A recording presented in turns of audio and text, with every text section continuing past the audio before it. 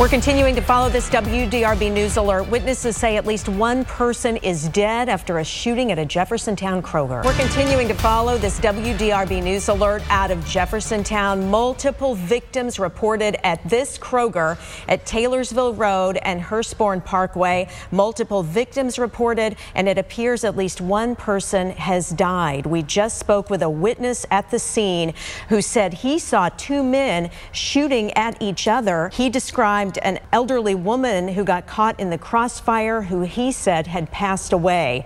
You can see multiple police agencies, ambulances, fire trucks at the scene. The workers have been moved to a different location. There are still some at the scene outside, and it appears safe at this point. We have several reporters at the scene. We're expecting to hear from Jeffersontown Police at any moment. We will bring that to you live, and we'll continue to cover this developing story after multiple people reportedly shot at this Kroger at Taylorsville Road and Hurstbourne Parkway. They got the call starting at 2:54 yesterday afternoon about shots being fired inside this Kroger behind us at Hurstbourne Parkway and Taylorsville Road. Within 2 minutes, officers were here on the scene, and within 4 minutes of the first calls coming in, they had arrested the suspect, 51-year-old Gregory Bush. They also revealed what are believed to be his actions before the shooting. Just 10 to 15 minutes before the shooting, they have obtained video from a nearby church, the First Baptist Church of Jeffersontown, where they say Gregory Bush, the surveillance video showed that he was trying to get into the building and was unable to get in because the doors were locked.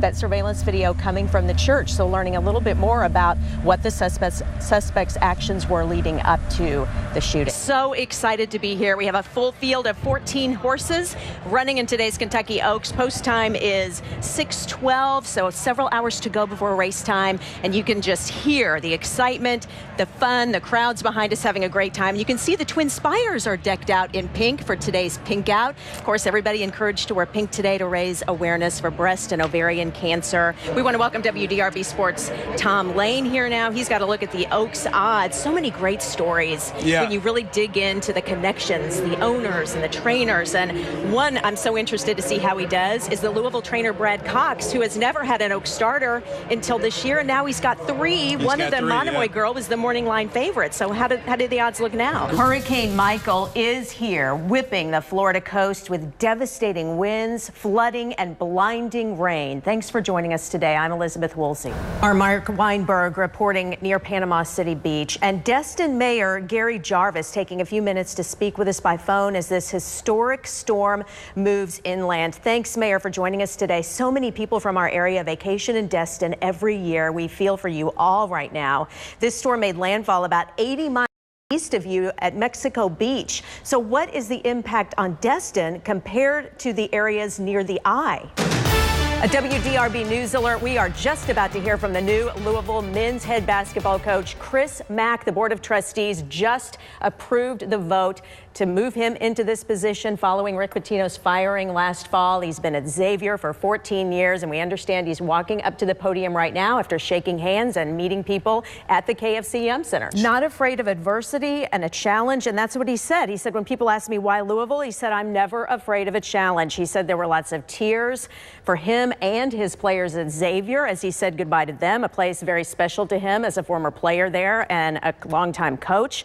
But he says he will work hard every day to make Louisville basketball better, vows to make the city proud of basketball, urges fans and Card Nation to fill the Yum Center. And another point I thought was nice that he made was this is not about the play. This is not about him. This is about the players, and they are standing in the room today as well. Yes, unsure at this point on the whereabouts of a possible suspect or suspects. We're waiting to get that information from police. Just to recap, this all unfolded at about 2:45 this afternoon at that Kroger in Jeffersontown at Taylorsville Road and Hurstbourne Parkway.